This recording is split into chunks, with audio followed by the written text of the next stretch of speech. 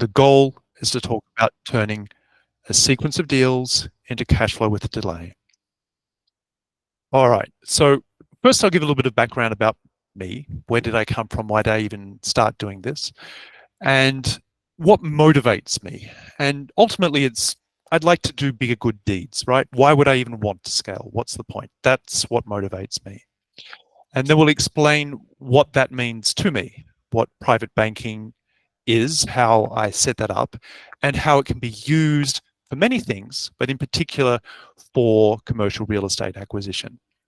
We'll do this as a very hands-on approach. So we're going to look at a couple of specific deals and just compare why you might want to get into one rather than the other, how you even analyze a deal, where you find them, and how they work. So let's begin from the very beginning. I was born in Australia, 1976, be turning 48 this year. Year of the Dragon, born in July, Leo as well. So not that I worried much about star signs, but that's where I started off. My first career was in music. So I was a piano teacher and choral conductor for many years, paid very, very little, but I enjoyed it a very great deal. And that has been a general theme when it comes to my career. It's always been about what I enjoyed most.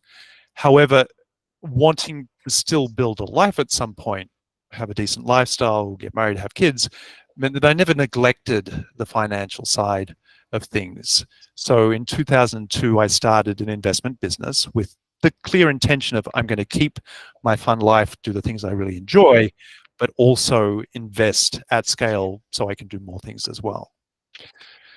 Along the way, I came across a charity which has shaped my life story a great deal, which is why I mention it, called Opportunity International.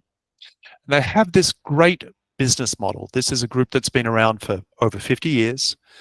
They go into the poorest of poor countries. They find groups, typically of women, that are entrepreneurial, want to learn business skills, learn how to build businesses, typically a group of approximately 20 people.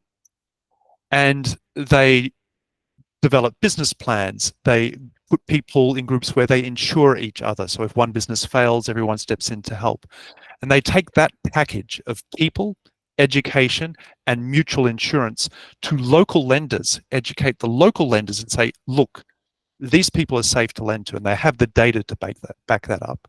And they get local capital into the hands of local entrepreneurs that would otherwise never be able to even, in many cases, walk in the front door of a bank. So this approach allows them to leverage their donations enormously, over 10x, sometimes a lot more than 10x. The education becomes a great deal more capital in the hands of people empowered to change their lives on their own terms. So this appealed to me, and it bubbled around in my mind for a long time. Well, if that works so well in the developing world, is there a version of that that can be done in the developed world? And that is ultimately where the story ends, but there's a bit more along the way. So along the way, I got a PhD in physics, moved to Canada, worked in quantum computing. I still work in quantum computing. That's what I do here at Google.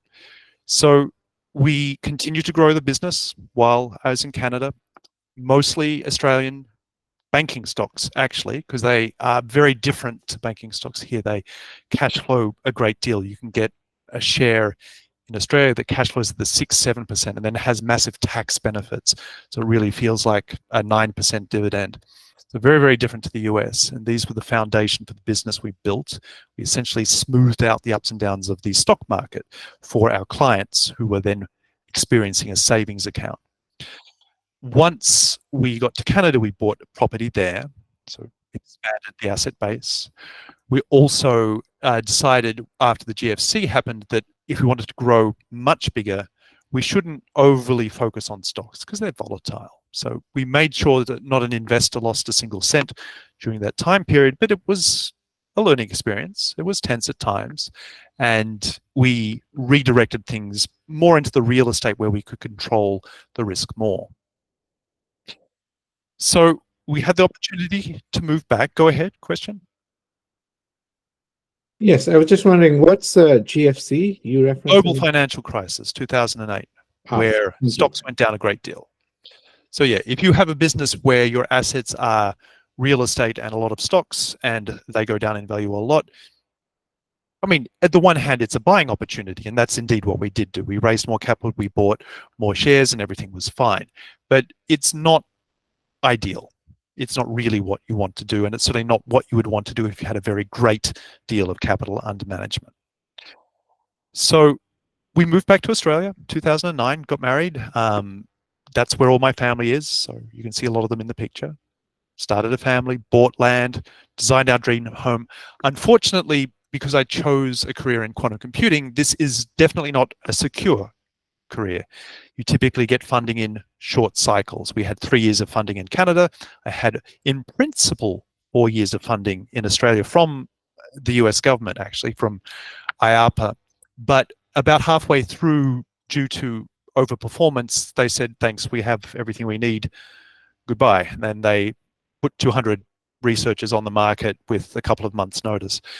So we got new work at the University of California, Santa Barbara. We moved to the US. We had intended to be there just a year, but during that time, Google got interested in quantum computing and they acquired the Santa Barbara research office. Basically, the physics building had a floor that was devoted to quantum computing. There were about 30 people, I was one of them, that were there when Google said, hey, we want a quantum computer. You guys look good. Would you like to come to Google? You won't have to worry about teaching ever again, fundraising ever again. We'll give you a credit card. You can buy whatever you want. We'll give you generous funding, excellent pay. Does that sound good? Oh, and we'll take care of your immigration. And we all said yes. That sounded like a really good deal. And the rest is history. We've been there ever since. So unfortunately, the dream home didn't happen, but we developed the land, split it 3 ways, sold it to a builder. They built 3 houses there. And that was part of the business, Stairway. That was an asset that we had that we developed for profit for our clients, for the business. Moving on, there's a lot that I can't say in this short talk. We finally built a US official branch of the business, created Stairway Invest LLC, had more children. And only in 2002, after 20 years of searching for a way, we finally found how to make the business legal so we could scale it, advertise anywhere, talk to anyone, solicit, do whatever we wanted, work with accredited investors, unaccredited investors, do it all right. It's a long searching process. In Australia, it was impossible, despite much effort, to go beyond the loophole. You're allowed to have 20 clients and raise up to 2 million in Australia. For that, you don't need to register anything. You're working legally, you're fine. Once you want to go over that, the barrier to entry is so high. You need a 3 to 5 year finance degree. You must work 3 to 5 years full-time in the finance industry. If you don't have that, the door is closed to you. It doesn't matter how much experience you have, how much you have in capital assets, they don't care. You're not allowed in. In the US, it's much easier. We had to go through a few rounds of lawyers to find people that would set us up. But fundamentally, you pay a lawyer, you build some documents, you pay for what are called blue sky notices wherever you have clients, and you're done. You can operate legally.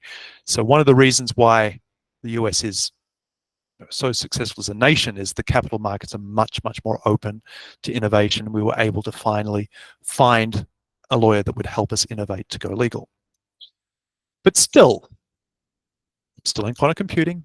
I wanted to scale in a way that was compatible with doing that. So, nothing that was going to take a ton of my time and nothing that was going to take so much of my time that I didn't have time to see my family and interact. So, where are we now? We live in Northern LA. We bought 10 years ago the same house we're still in. We bought it for $325K. We live opposite a park. We're on the same block as a district library. We have as a family everything we need. Working for Google, we have a lot of excess income. So, one immediate question would be, well, why bother? Why bother scaling at all? We have everything we need. We're happy. Why do it? And the answer is, the world is really not the way it should be. When I look out my window at what humanity has built, I am not proud, right? There are 9 million people that starve to death on this planet every single year, all right? The economic benefits that I enjoy because I was lucky enough to be born in Australia, spend 10 years at university because I could stay at home with my parents. in a country where, despite being at university for 10 years, my debt at the end of that was 25 grand, right? I've been very lucky to work in the job that I do, to do the work that I do. I can't not consider that extremely lucky. And I can't look around the world and say, hey, I'm fine. It doesn't matter. It matters. It matters a great deal to me. And if I can grow to do something about that, really do something about that, then I'm powerfully motivated to do so. Why do I run a private bank? Why do I raise capital to invest? Because there's work that needs to be done, and I'd like to be part of that. So, what is Opportunity International today? I've been working with them for over 25 years. I'm now on their technical advisory committee. So it's not just an informal donation relationship. I work with them. They were able in 2022 to turn 30 million in donations to 2.7 billion of capital in the hands of people that can use it to grow their own businesses, build economic resilience, try not to be one of those people who cannot afford to buy enough food to keep themselves and all their children alive. People make terrible decisions every day. 9 million a year is 1,000 people an hour. And that keeps me up at night, all right? And I think it should, because I don't think that's right. So what I want to build is a company where, one, people can get a better, safer return. And, you might sit there and say, well, nothing can be safer than a bank. Well, I disagree, all right? I think something can be safer than a bank, and we'll describe that a bit more today. I certainly think that people can interact with the business and get way better investment education than's currently available. All go ahead. So if you're going to put your hand up, be ready to unmute and speak. All right, I'm going to keep going, but jump in with the question anytime you wish.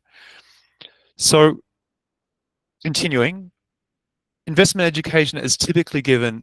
You pay a ton of money to someone, you go to a room, you spend a few hours a day, a week with them, and they'll overload you with information. And that educator knows damn well that 99% of the people in the room, they'll go rah, rah, rah, they'll shake their chance, they'll hug their neighbors, they'll go home, they'll do nothing, right? That's reality, right? You don't learn education in a day or a week. It doesn't work that way. It's too much of what needs to change in your own mind to get any real value from such a short course. Reality is it can take years. It can take years to get comfortable with executing on deals, years to get comfortable with raising capital, talking to people in the right way, and doing the right things, knowing the laws and knowing what you're doing. And so we take a different approach. We pay people to learn over a period of months and years until people really get it, all the way up to showing them how to raise capital the way we do, how to get legally set up, how to do it right. And in particular, teaching people how to raise capital more cheaply, not by equity, where you might pay 20, 30%. And then you have to invest in whatever it takes to generate that kind of return to make your investors happy. But at 8, raise capital at 8 so you can be more responsible with how you allocate your capital. So let's dig into some details. And again, stop me at any time if you have questions. Just be ready with that unmute button so we can use our time well. So what we have is technically a personally guaranteed debt fund. That's the legal. I see more people trying to join, just let them in if you can. If you have a look at our legal docs, that's what you'll see. It's a personally guaranteed debt fund. So we back what we're doing with everything we own worldwide. We have never lost a cent of investor capital. We never intend to do that. We share an audit of our net worth, our assets every single month. And so people can see where we are, where we're going. And they can see that the only way they could possibly lose anything if they calmly watched us month by month evaporate everything we own and did nothing, didn't withdraw their capital. So we run a very tight operation that is focused on client safety. We only keep 100 clients. So we have 100 at the moment. Any person we take on, we say goodbye to our smallest client. We move them on to a different person learning how to raise capital that can service smaller accounts. The way we're set up, we can advertise in any media, talk to anyone. We can have both accredited and unaccredited investors. Only 35 of the 100 can be unaccredited. So these are things to remember. This is the legal framework that we've set up. And it costs money, of course. You have to pay a securities lawyer, about 15 grand. But in my mind, that's a bargain. If you've ever looked into what it costs to set up a bank with FDIC insurance, and I have, it's in the millions. It's very expensive indeed to get through the legal process, and the amount of capital you need and the number of people with certain types of experience you need, it's a very high barrier to entry. This is a very low barrier to entry. And beyond that, I can also show you how to get started with a one-page contract that costs nothing, because that's how we started. So right now we manage about 5.5 million of client capital. We use that to leverage into $14 million of assets. We have solar panels in Brazil. We have stocks, multifamily units, single family across many states, and cash. And that's the broad-based defensive. Go ahead, question? Yes. What is a client? Is that somebody who puts in some money, or is it more than that? Someone that has an account with us. So we run what look to a client, and I'll show you an example. They look like savings accounts.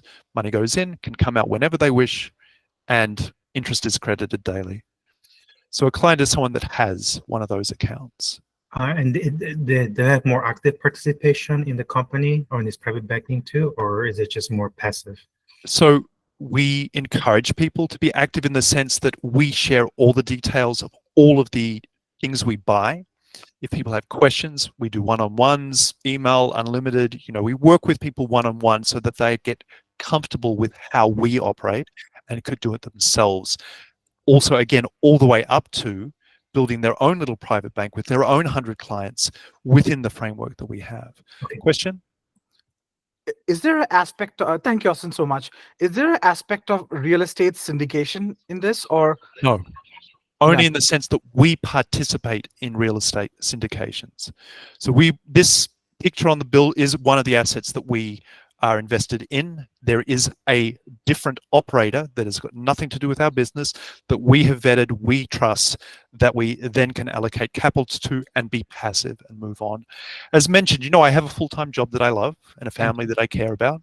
I don't want to be teaching investing that requires, if you want to run a building like this, you've got to be full-time, right? You want to deal with the actual process of building it, that's a full-time job. That's not what we do, and that's not what we teach. It's all about vetting deals, vetting operators with low time input, and then moving on to the next deal. Thank you. All right, so what does it look like? So anyone, anywhere is always allowed to write terms and conditions out on a piece of paper, get a couple people to sign it, and you have a contract. And I really mean that, because that's how I started this. Back in 2002, I took out a word processor, I wrote a contract, I shared it with people that I trusted, and we got started. In the beginning, I ran the business off a spreadsheet. So people's transactions were recorded on a spreadsheet. If someone wanted to know what their current balance was, I would send them their part of the spreadsheet as an email attachment. So, in terms of what does it cost to start a private bank, if you're really prepared, it costs nothing. You don't need any special tools. You don't need a lawyer. You don't need anything. And I know that because I've done it. If you look at the modern version of the contract, it still very closely follows that core, that principle. I hate long contracts. I don't even know why they're legal. Why it's possible for the world to throw a 50-page, 100-page, 300-page contract at you and say, hey, you agreed to it, when no one reads it. And even if you did, you wouldn't understand it. I have no idea. The terms and conditions we run are 1 page long, 10 clauses, no more, because that's enough to specify everything we want to say. Indeed, most of it is on the screen right now. The first 2 clauses and the preamble really tell you everything you need to know. Firstly, that your funds are personally guaranteed by our worldwide assets. We're very serious about making sure you never lose a cent. Secondly, that we use a website to initiate and track deposits and withdrawals. And thirdly, in the preamble, what it means. If money is in your account at midnight Pacific, your balance gets a little bit bigger according to the math on the screen. And that is all.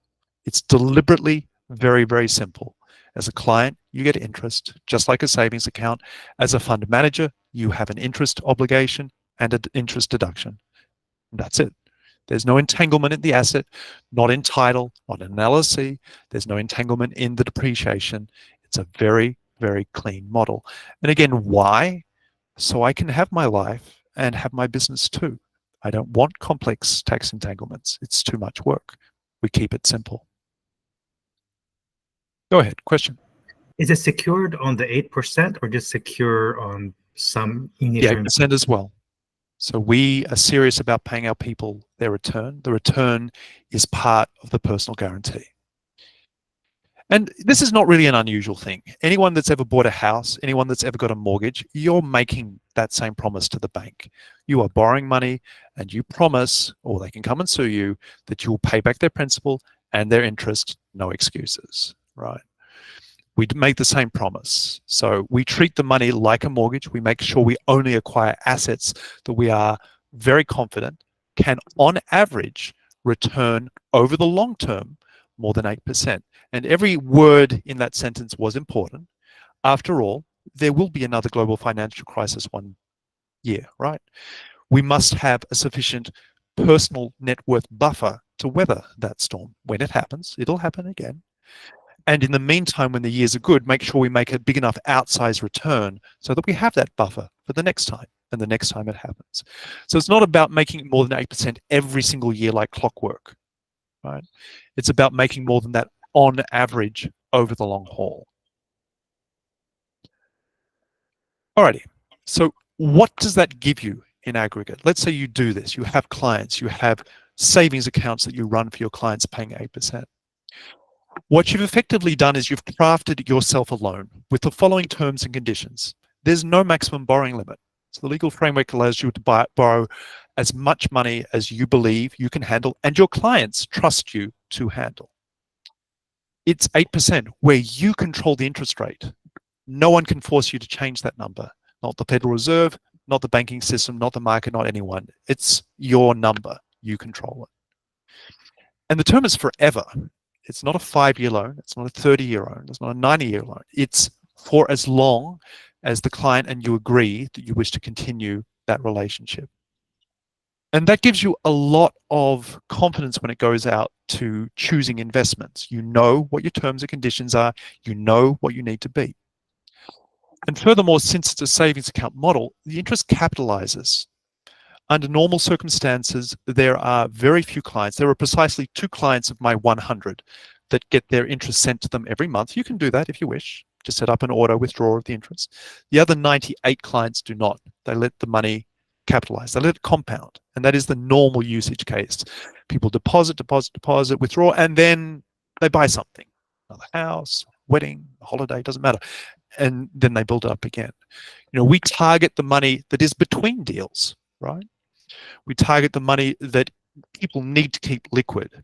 If you need your money in a hurry, we'll wire it to you. Under normal circumstances, we use ACH transactions. You get it next business day. So we keep the pot that people need liquid and secure growing at a decent rate. That's our focus. We're not actually in competition with people raising equity. We're just targeting a different pot of money that most people have not tried to target before. Furthermore, the goal is to make it educational. So if you want to learn how to do this, right, you can, as a fundraiser, raise capital and then put it in your own client account. So the 8% your client account pays is paying the 8% you owe to your own clients. It gives you ability to separate the process of learning the business of capital raising from the business of deploying capital. You can do one first without taking risks on the deployment and get comfortable with that. You can also do it at any scale, right? If you only want to raise a tiny amount of capital, go for it, right? Just get used to talking to people and satisfying them, right? Answering their questions.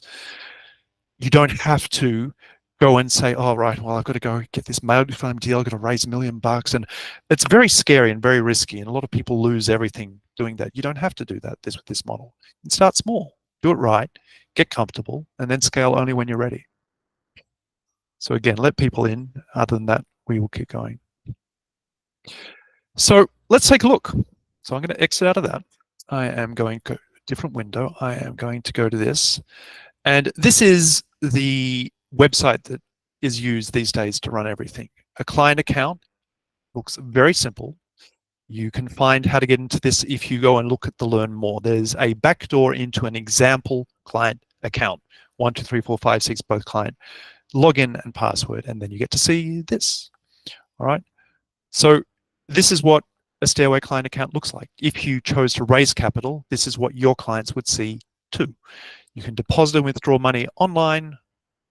You get to see your transactions, the interest credited, you get monthly statements, annual statements, you get a 1099 in at the end of the year. And that's it. One breath, that's everything. That's the full client experience. When you have a client account, there are forums. So this forum, if you haven't joined, is where we share everything that we're doing. And in here, there are links. For example, there is a link to our multifamily assets. If you're a client, these links work for you. You can click through, you can see all the details, the addresses, the deals, the documents. If we're talking single family, the mortgages, the leases, the renovations, everything gets shared. And ask all the questions you wish, copy, find where we found the deals, who we worked with, property managers, everything. So that's a client account. You are being paid to learn how we make more than 8%. Question, go ahead. Typical banks are insured up to 200K. In Yeah, your case, 250. oh, sorry. In your case, is there some limitation? Sorry. We cap our accounts at 1.5 million and we insure everything. So there's no cap beyond that. So in some sense, this is better than any bank around, right? Our goal is for this to be seen that way. I mean, we already believe it's safe to the bank. We have clients over the 250K already, right? You give money to a bank, I promise you the bank manager is not a high net worth skilled investor, right? They are certainly not backing your money with their personal net worth. If you have more than 250K, you are taking a risk putting your money in a bank. It has worked out in the past. Silicon Valley Bank was shut down and the Fed stepped in and to restore confidence in the market, kept people whole above 250K, but they're not legally obliged to do so. There is no promise that they'll do that again. They just did it last time. But yeah, we don't cap the insured amount. Go ahead, question. Yeah, and what happens if you run out of the money? If somebody wants to withdraw something and then you don't have enough funds in your bank because it's Sure. already spread elsewhere? Firstly, let's think about that. Here is a monthly audit, which is public. This forum is completely public, all right? So we, in February, had 5.4 million of client capital. We have 3 million in stocks alone. So it's pretty hard for us to run out of money. We have lines of credit at the $2 million level, and then we have cash on hand at the 500K level. So even if, which is impossible, but even if all 100 of our clients wanted in a single day all of their money back, they just did, well, at least 90% of that would be no problem. We would sell liquid assets, we would use our lines of credit, we would use our cash, and we would give them their money back. In terms of the details, let's push it further, right? So firstly, that's not happening, but if it did, okay, well, what would happen next? Well, then we would start selling assets. And to be clear, we have those assets to sell, right? We have houses across many states. We have multifamily assets that are also, you can sell those to other investors in that syndication. So we would just start selling assets until everyone was cashed out. So that means there will be a delay in getting back. I mean, let's assume That's correct. Yeah. So let's say it did happen, right? All 100 of our clients just want their money back, and some of them couldn't be cashed out immediately, right? So let's look at the prioritization that you give it. Who is going to get the money first? Well, it would be first come, first serve, right? If we're playing devil's advocate and we got 100 withdrawal requests, they wouldn't be the same instant to the millisecond. They would come in some order, right? So we would cash people out in order. And if there really was not enough liquidity, then we would start selling assets, which of course would take time. And so let's look at the contract. What happens next? Sure. So by contract, we have the right to take up to a week. We pride ourselves on sending funds same day so that you get it next day. But we have, by contract, up to a week. If we fail to send your money within a week of request, your account switches to 25% per annum. And that's a kick in the butt for us for failing to send you your money straight away. And then while we're selling assets, your apology is you get a whole ton of extra interest while we cash you out. And we have the assets to support doing that. Never in our history have we needed to do that. We have never failed to send money in a week. But if it did happen, your apology would be extra interest. And again, we have the assets to back that up. Go ahead, question. Yeah. So, out of curiosity, what if the assets loses value? That happens, all right? I mean, assets don't always go up in value. Yeah. The goal is to run a business where we have enough net worth over and above our client capital that we can absorb the inevitable downturns. They happen. Right? And even beyond that, to have the confidence of our clients that even if there is a severe downturn, keep in mind a severe downturn is a wonderful business opportunity. We've lived through them. The global financial crisis was a wonderful business opportunity. We raised more capital. We bought a whole ton of assets while they were down. And if you have the confidence of your clients, this is not really bad news. Right? There are a lot of reasons as a business owner that knows how to raise capital, look forward to the next downturn. Okay, so it's a matter of knowing how to navigate that and keep the business running, which we do know how to do. Go ahead, question.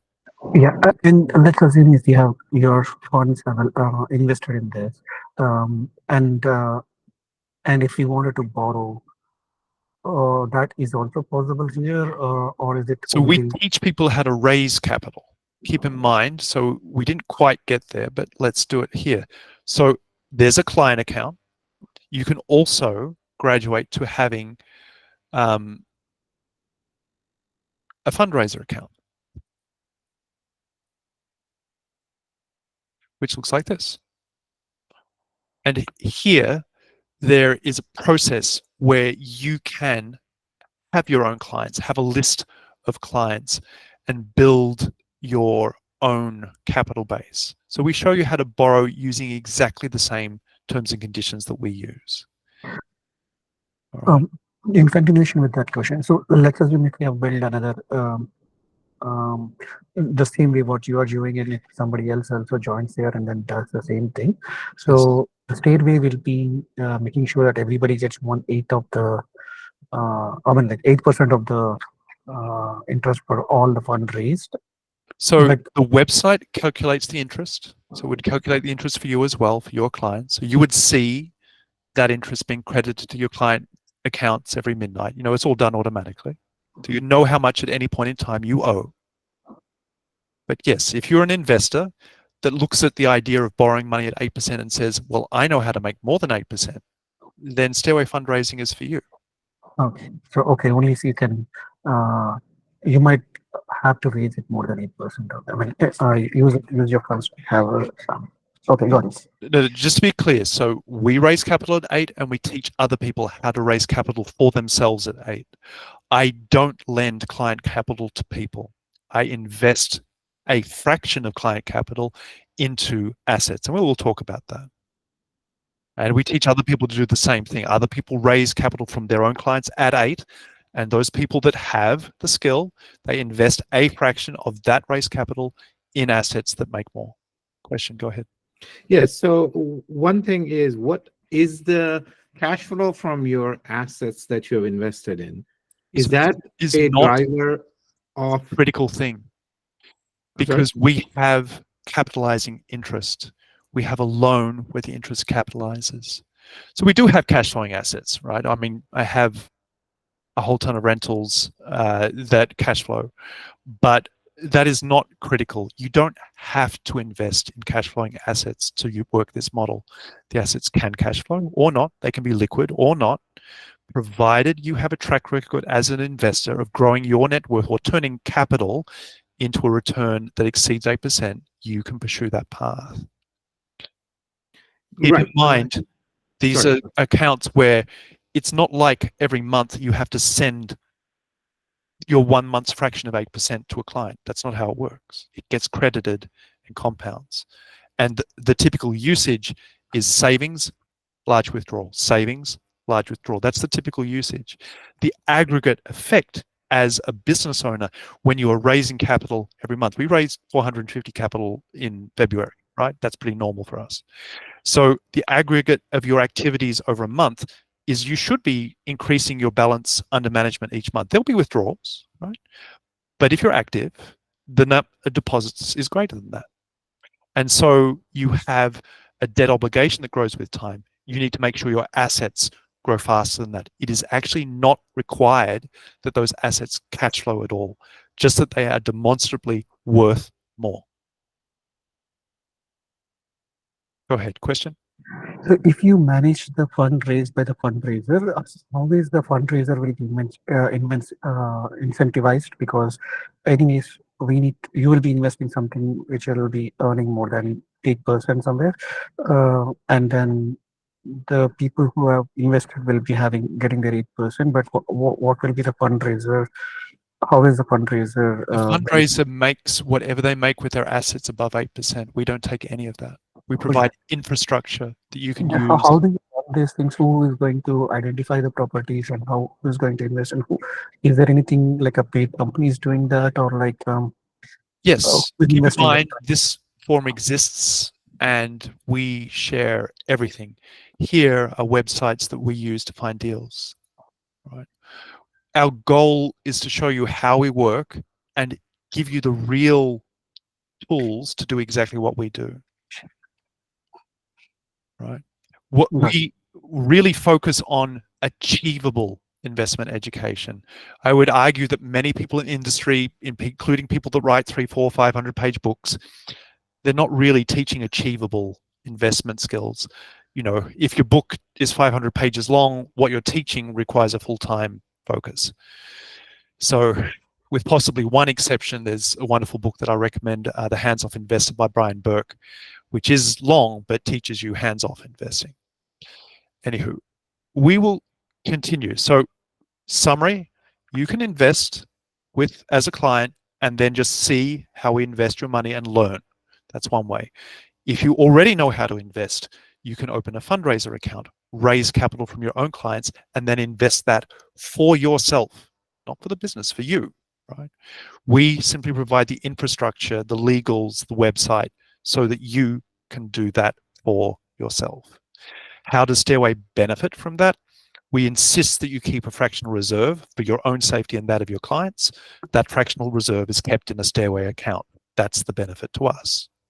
But that's it. There are no fees beyond the obligation to allow us to supervise you to make sure you do the right thing for yourself and your clients. And what is the minimum amount that needs fractional reserve? The minimum we will allow anyone keep is a fractional reserve. And I would again go back to our order. We keep an enormous fractional reserve, right? If you look at our client account and then the total amount that we have liquid, it's an enormous fractional reserve. But mathematically and from experience, I can tell you that 20% is plenty. So the minimum is 20% of client capital kept liquid, or the sum of your two largest clients. If you obey that rule, you'll be fine. And if you're not, you can actually withdraw your Stairway account below zero. You will pay penalty interest for overdrawing it if you do, but we'll make sure your clients don't have a bad day. You just need to go and raise more capital to replace your now depleted pot of liquidity. Any more questions about that? Okay, thank you. Alrighty, so that was the client account. Go ahead, another question. You mentioned the 100 client limit and Yes. rotating clients out. How's that work? Well, quite simply, we have approximately 24 people learning how to do Stairway fundraising.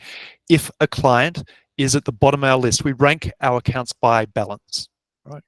So number 1 is our highest balance, number 100 is our lowest. And if you are pushing up in the high 90s, you know that should new clients join, your account is at risk of being sent an email with the following content. Please increase your balance, or start learning how to raise capital, or allow your account to be transferred to another manager. All right, one of those 3 things. If none of those appeal to you, you won't increase your balance, you won't start learning how to raise capital, you won't permit your account to be transferred to another manager, you're left with having your account closed, we return your money, and maybe you'll come back one day, but that's your worst case scenario. And we do that for lots of reasons. Workload, as mentioned, we teach scalable investing that's compatible with keeping your life. Okay, you don't want more than 100 clients. It's enough. It's not too much. The average number of transactions per day with 100 clients is 2, right? So it's not a lot of work, but it's enough. Interacting with email, meeting people one-on-one, that's the bulk of the work. And again, with savings accounts, which are pretty boring, and with investments, which are typically no more than once a month, the amount of time you need to spend talking to people is not that great. Go ahead, question. Yeah, in this 100 client, I don't know if you can share us, but like, what is the lowest client current invested amount right now? Right now, That is your perspective, right? Like, sure. I mean, look, if you're starting out learning how to do this, I would say don't set a minimum. If someone wants to give you $1, take $1 and just prove that you are serious about keeping it safe. That's how we started. Right? We took dollar clients in the beginning because people hesitate, right? People hesitate to trust, and if they can get away with giving a tiny amount of money just to see how responsible you are, then that's a great way to do it. And then when you have 100 clients, many of which may be very small, you can start saying, hey, come on, I have 100 clients now. I've done this for a while. You can see I know what I'm doing. Either increase your balance, start learning how to fundraise, or allow yourself to be transferred to a different manager, or we will need to close your account because I'm at my limit. So, it's a great way to build your trust circle by allowing clients to come on with very small amounts of money. Right now, the very, very smallest clients I have a few $1,000s. That will get you client 100 in my set.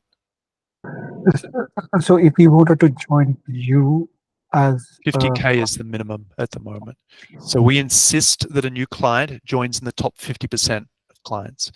That means that I have more than 50 clients that have a balance of more than 25K.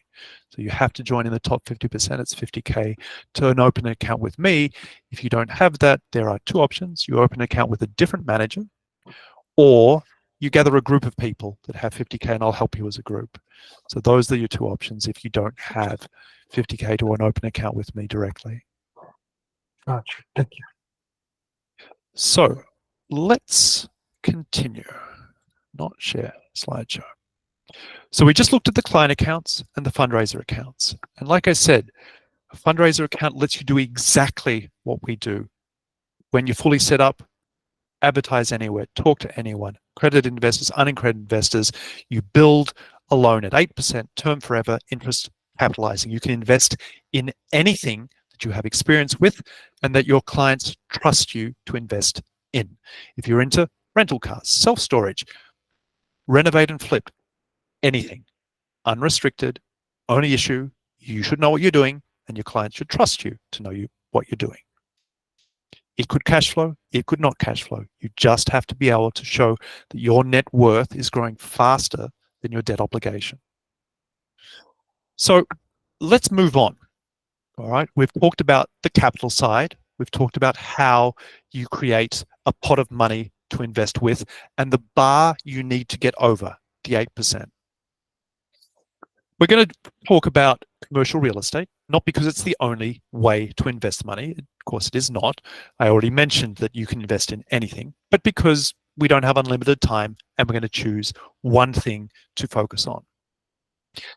The first thing is that we focus on widely advertised deals. I'm not about to say, you got to network, you got to find these secret deals, they're out there, go find them. No, I don't want to find a secret deal. I don't recommend you try to find a secret deal because that person with no public profile has no real incentive not to mess up, right? I mean, of course they want to win and give you an experience, but if they don't, where is the public outcry? Where is the loss of the pipeline that they've built carefully through their public reputation? They don't have that risk. And I would say that is not a good place to be trusting your money. So we focus on the big guys, the big syndicators, the ones with nice fancy websites, the ones that advertise, the ones that really care that they don't have Google reviews that say, hey, this guy lost my money, because that would hurt their future. And as I mentioned, in the forum, you can find a longer list than this. I didn't put the long list in because it just gets a bit small on the slide, but here are 4 examples of perfectly good, online websites, big operators, great deals. They know what they're doing. You can trust them that they really want to make sure you have a good investor experience. But there is a but. So something like Realty Mogul, you'll have lots of glossy, nice deals. Now let's have a look at 2 deals from that website. And as mentioned in the beginning, a big theme of how I operate and what I want to do is I want to do well by doing good. So I chose these 2 deals because one's a hospital. I'd like to be involved in building a hospital, and one's an affordable living community. It also appeals to me because both of those things deserve to exist, right? I want to invest in things that deserve to exist. So how do you choose? I mean, on the left, it's a hospital. It says it's 27% IRR, internal rate of return. It means a compounding rate of return. If it cash flowed, the calculation gets a little complicated, but because these are developments, it's a bit simpler because it's one lump of money in, and then when the asset is sold, you get another lump of money out. A very clean transaction. Whatever money went in grows in the left case by 27.2% per year for 2 years, and then you get a check at the end if everything goes to plan. And on the right, check goes in 4 years later, after growing by 22% a year, a check comes out. So how do you differentiate? Well, you start digging. So here's some more terminology for those that haven't seen it before, the equity multiple. This is really just saying that if you take 2 years times compounding 27.2%, you'll find your money grows by 1.62 times. That's the equity multiple. On the right, longer time, not terrible return, higher multiple, but it's because you had to wait longer for your money that you get more back. So on the left, who rents a hospital? Well, it's got to be a big health company. Nutex Health is the company that is projected to rent this building. They've promised to rent it for a certain rate, which gives the building a certain value. Higher the rent, the higher the value of the building.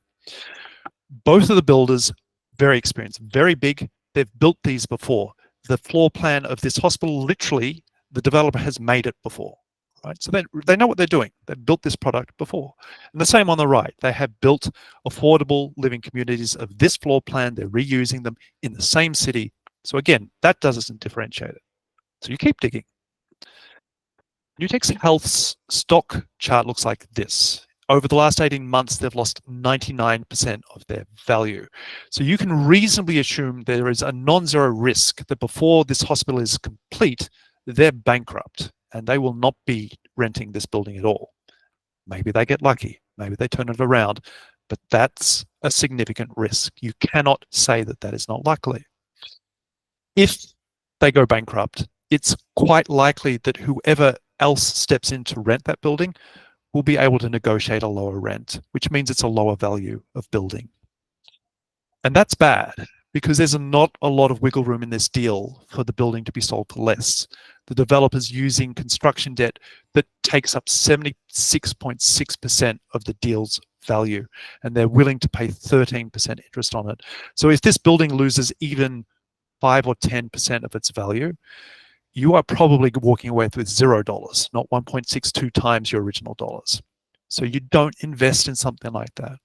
If you can find a believable story where you would lose everything, you don't invest.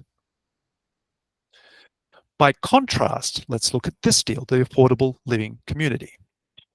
So again, developers very experienced, they've sold this product before, and now you think about the tenants. Well, the tenants are the community. There are a lot more people than there are renters of hospitals. So you have a much broader pool of renters. There's high demand for affordable living, right? When this building is complete in 4 years, their rent that they need to achieve to do well is $150 below rents now, right? So that's already great safety buffer. Same product, because they've done affordable living, which means what? The developer has agreed to make half of these units available for less, and 20% of those units available for rent for much less. And at first glance, you might say, well, hang on, that's not good. Income is what determines the value of my building, right? So if you lower the income, that's got to hurt you. Well, it doesn't, because once you agree to do that, Texas lets you, or Houston specifically lets you, be exempt from tax. And property tax in Texas is very high, so high that by agreeing to do this, you actually win on cash flow. The amount of income lost is approximately a third of the amount of money you gain through avoided taxes. So again, the city wants you to do this. The community needs the housing. That sounds good. They bought the land a long time ago, 30% below current market price. That again gives you an extra buffer into the profit of the deal. And the combination of that plus tax-free construction plus the 99-year property tax exemption means that to just break even, like forget losing money, to just break even on this deal, the final completed units would have to rent for just $1,200, which is very, very unlikely. And so this is a good thing to invest in. So, you know, we just went through this. Go ahead, question. What's exactly the relationship of the bank to this real estate? There are lenders that lend construction money to build this. So to be clear, from day one, there's no debt. And then they have a line of credit at about 7.5% that will ramp up to approximately 60% of the total construction cost when it's done. So the total interest cost is relatively low during the construction period. So yeah, there are specialized lenders that provide this kind of finance. So you're doing some due diligence to see the tenants because, well, this is a construction lending, right? I'm doing due diligence on the deal, right? This building is not 100% mine. I put $350K into it. There are many other investors in this, and that is the way I wish it to be, because it also means that should I wish to exit this, I can sell my $350K stake to someone else invested in this building for no transaction costs relatively quickly and painlessly. And if I only need an 8% return and this deal is tracking well and the quarterly reports are good, it's a pretty easy thing to sell. And if I need to sell quickly, I can do so. So, you know, a lot of people will say, hey, but this is a 4-year illiquid deal. Well, it's not. This operator has sold stakes to other people, other investors before. The rules are, first, you have to offer it to people in the deal. And again, if you're not asking for too much of a growth on your initial investment, you'll find someone willing to take it. And you're allowed to sell to an external investor, provided no one internally is willing to offer more.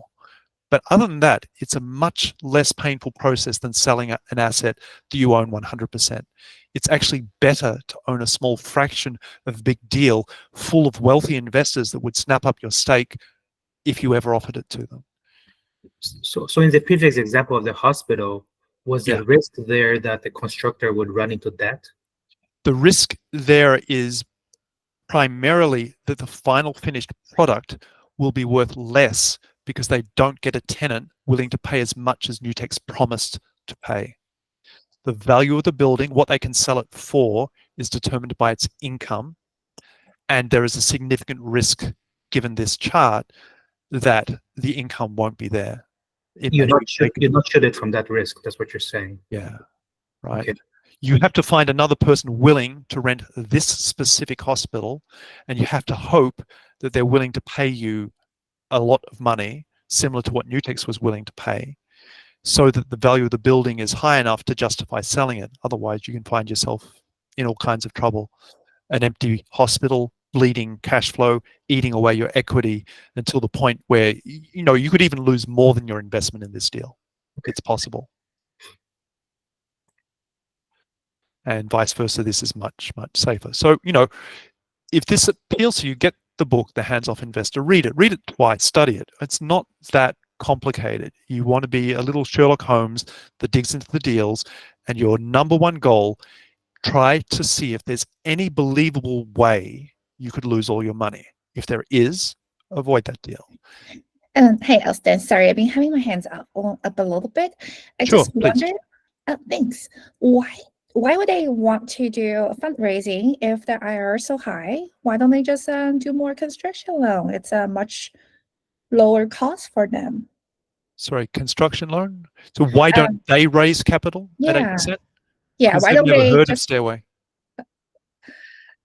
because when they raise capital from, say, investors like Yeah. you, since you already have to pay us 8%, so they're paying you more, isn't it like a high cost of loan for them? So Why don't they the just world works as follows. People like getting paid 15 to 25%. You can raise a lot of capital very quickly if you're willing to pay people for 15 to 25%. Okay.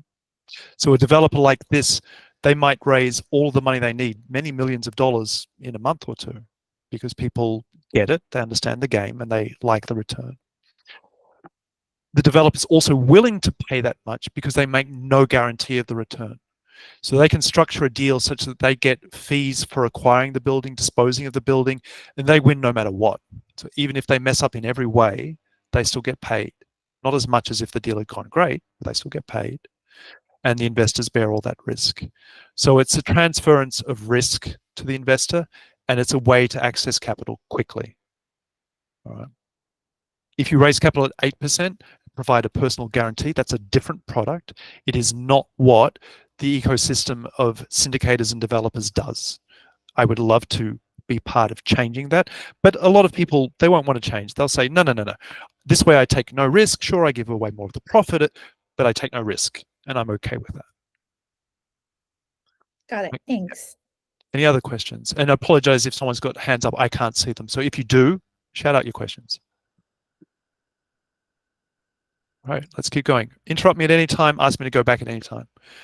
So you can find on publicly available websites deals easily. There are many of them, right? There are hundreds of these websites. You don't have to go and join some secret society to find great deals. They're out there. They're not buried. So here are some real examples. So these are the deals that we are currently invested in. The amounts of money we put in, all of it Stairway style capital raised money. So none of it was cash that I had to go into my own pocket and say, let's put it in. The goal is to just keep doing that every month. That's what we will do. It's what we've been doing. It's what we will continue to do.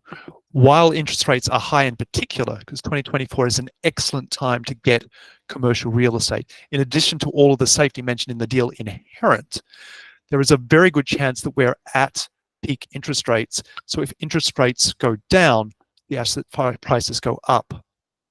That's yet another thing that keeps you safe. So certainly for the rest of 2024, we'll be building this kind of machine. A chunk of capital goes in, and then in 3 or 4 years, a chunk of capital that's bigger comes out. And so you can show that you can build monthly income, not of a few thousand, but in the hundreds of thousands, right? In a few years' time, as these deals start rolling off the end of our production line, we're talking making hundreds of thousands a month with deals like this. And we're just getting started, right? We only set up the legals of this in 2022, okay? We grew our funds under management by a factor of 4 last year. We're on track to do the same this year. So, and there's no reason with a shared brand you can't participate in doing this too. Question? Yeah. So Austin, usually for traditional real estate like single family homes, they say buy and hold for a longer period, and that's how you Yes. generate the wealth. Seems like in this passive commercial real estate, is it a short term, 3 years, without leveraging, that 80% and you put 20%? Again, keep in mind with Stairway Capital, you can do whatever you are comfortable with. I am comfortable with investing in projects that I think deserve to exist with a 3 to 4 year termination so that I can sample only the period of economic history I wish to sample. Commercial real estate has a particular feature that is very different to single family homes. And we own 32 single family homes, not including our primary residences, 33 including. So we like that game too. Buy it, hold it forever, 30-year fixed debt. We do that too. But with commercial real estate, there are no 30-year fixed loans. So you'll typically have a loan ranging from 3 to 10 years, very often 5 to 7 years.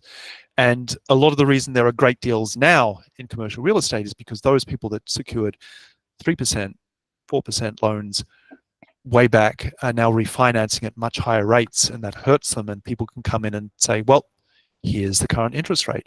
If the deal is going to cash flow, I can only offer you this much for your building. Take it or leave it. All right. So, an infinite time frame on a commercial real estate is not something I want to do. I want to be in and out of the market on a time frame which I feel is conservative. But that's a choice. I see. So just a follow-up question. So let's say me as an individual investor, Yeah. if I want to enter into the commercial real estate as a passive investor, what is the minimum which is making sense? I mean, the amounts here are like 250K, 300K. Typically it's 50,000, but you will find deals with less. So it's not uncommon to find a 35K, 25K. In some rare cases, it'll go all the way down to 1, but 50K is pretty common. 100K is not unheard of. More than that is pretty rare. Thank you. We invest more because we have more to invest. And that's another very good feature of commercial real estate. Deploying this much capital in single family homes would be a lot of work. All right. You'd be signing a lot of loan documents. You'd be acquiring a lot of properties. It would be a lot of work. Whereas you can deploy a lot more money in commercial real estate for a lot less work. All right. Moving on. So let's say you wanted to get started. I mean, what does the journey look like doing it this way? Well, it starts with a book. Go and read the book. All right. I can't teach you everything in that book well, we're going for as long as we're going, but I can't teach you everything in that book. Read it. And then register on websites. They're listed on the forum. It's all free to register. Right? It doesn't cost you anything. Go and look at deals. And then get started analyzing them, right? Look at the posts that I do on the forum. When I buy a property, I'll give you, 5, 6, 7 paragraphs of why. Why did I buy that property? Question, go ahead. Yeah, I'm curious, how often do you get bidded out by other investors when you have found? Never. So this is not a bidding war. So there is a certain amount of capital that the sponsor wants to raise, and provided you deploy that capital within the time frame before they've raised everything they want, there is no bidding war. Okay. Go ahead. There was a question.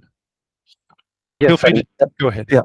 So you're always investing in the small units of the big real estate capitals. You're never trying to invest anything in the 4-plex complexes or 10-unit No, multiplex. I don't want to. Too much work. Gotcha. Yeah. People will do that. There's a guy, Jerry, on the Real Estate Investors Forum who will tell you that that's a lot of work. And, direct ownership of assets is all well and good, but you trade time and you don't need to. These deals are already very, very good and more liquid, and you can put more capital into it and it's more flexible. But they're different. Like I said, I'm investing in deals where that's got a 3 to 4 year time frame, because the infinite time frame is much less secure in commercial real estate. The interest rates change, they have to refinance periodically, and that exposes you to risk if you're in a deal for too long. Makes sense. All right. What about tax benefits? So and there, maybe cost segregation? yeah, there are tax benefits for investing in commercial real estate, particularly development. They have some of the best tax benefits. A lot will depend on your individual situation, how you're set up. So in our particular family's case, my wife's a real estate professional, and that gives us access to much better tax benefits. So a lot of these things on the first year or at time of completion, you get a very substantial tax deduction, meaning maybe a quarter or a third of the deal size, substantial tax deduction, which in our case, because of the way we're set up, we can use to offset W-2 tax, but that's not a framework that everyone will be able to do.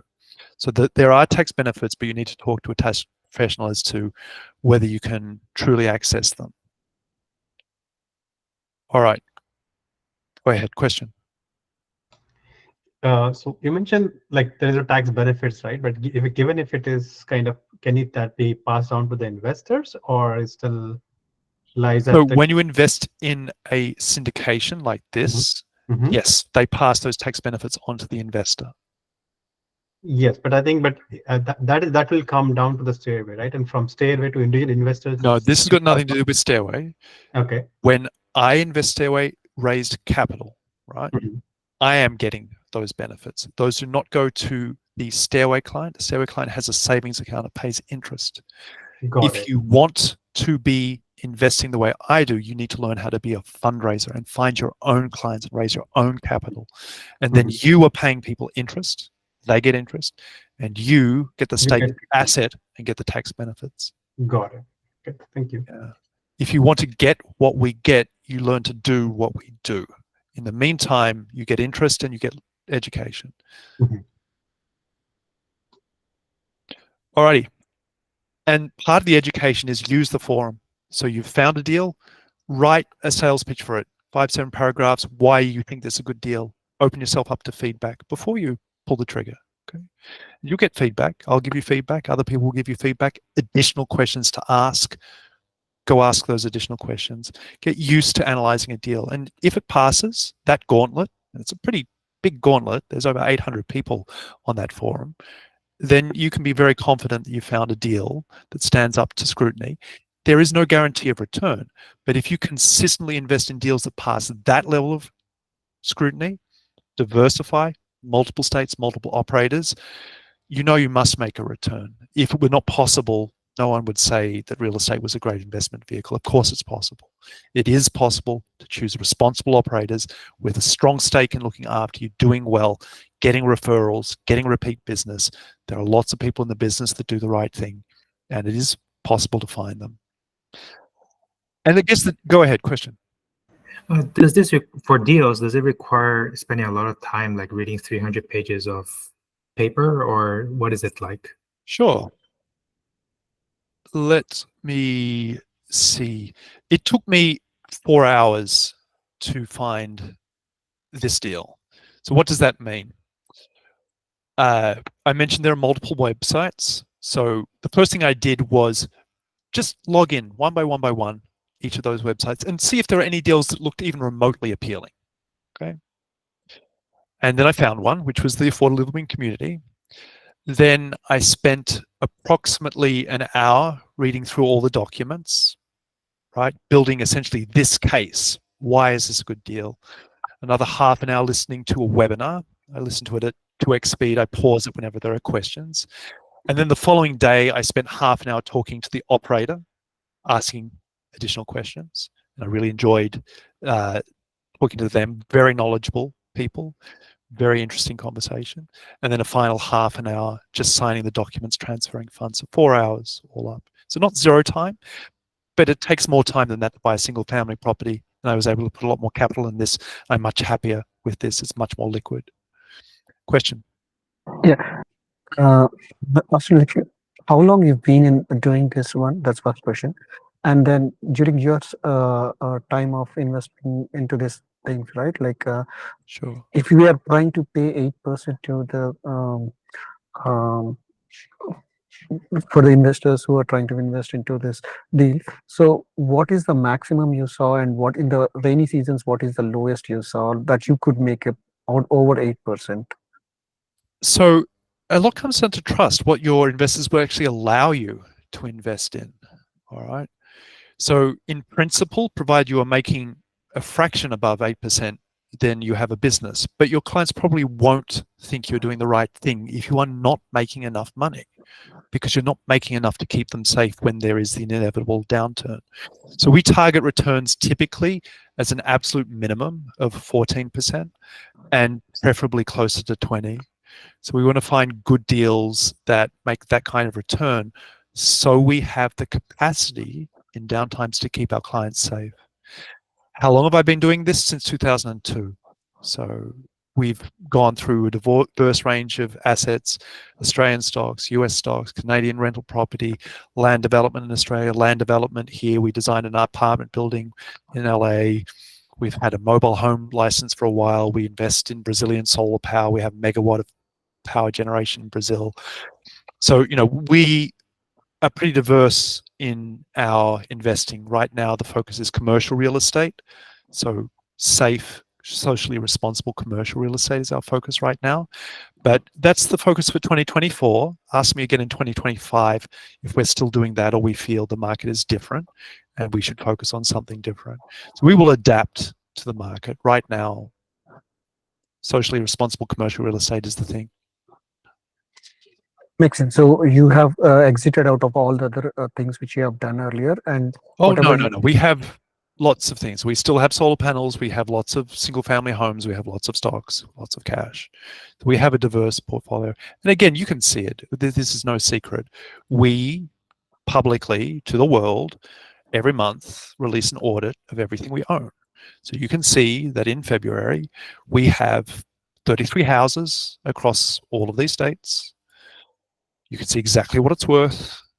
You can see what our stock portfolio is worth, what our solar power stake is worth, how many multifamily units we're exposed to, what it's worth, how much cash we have on hand. And same in Australia.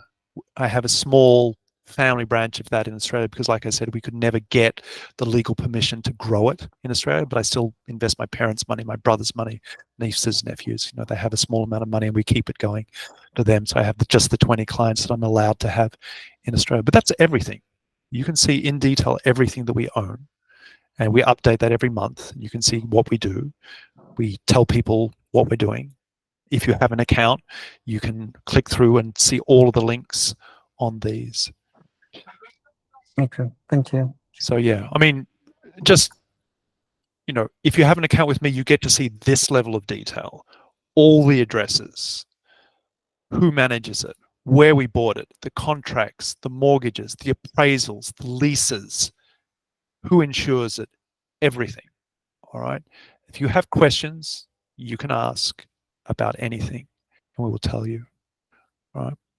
Like I said, the primary product is not really an 8% savings account. I'll tell you to your face, 8% savings account won't make you wealthy. But if you learn to invest the way we do and raise capital the way we do, it will. So our product is education. It's an education company that provides you with everything you need to learn how to become a fund manager and scale your investing as far as you wish to push it. All right. So Curious, how much time do you spend cultivating your community of 100 investors? sure. I mean, it is not as much as you might think. As I say, we don't invest in stuff every single day. We target one new investment a month. And we give a detailed list of why we do everything. And then there might be a half a dozen emails asking additional questions. There might be someone that wants to meet one or two people. So it's very low time commitment. But again, it's really whatever the client wants. If someone wanted to meet with me for a long period of time and ask as many questions as they wish, we would answer them. We deliberately keep the business simple, so there really isn't that much to talk through, right? We only invest in passive assets. If I directly owned the building and was turning over the tenant population and sourcing materials and doing renovations for cheap, there would be a lot to talk about. We don't do that. We don't recommend people do that because life's too short, right? Plenty of other people do that and do it professionally and do it better than you ever will.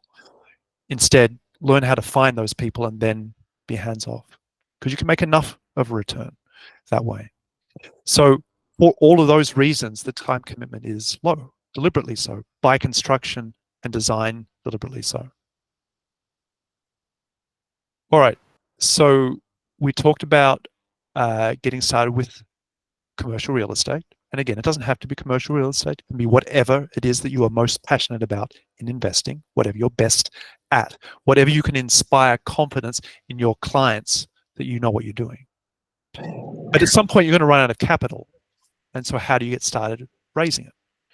So if you want to get started raising capital, well, you're going to need an account, all right? You can't raise capital in a particular way if you haven't tried it yourself.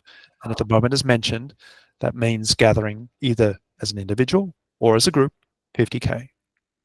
Open an account. It's on the website. Just click it through, open an account. And if you're ready to do fundraising, well, just email me. It's a very simple process to get set up. I'll talk you through it. And then as mentioned earlier, there was a question about responsible fractional reserve. That is at least 20% of raised capital or the sum of your two largest clients. And in particular, that means you can't deploy capital at all unless you have at least 3 clients. And that's still a bit few.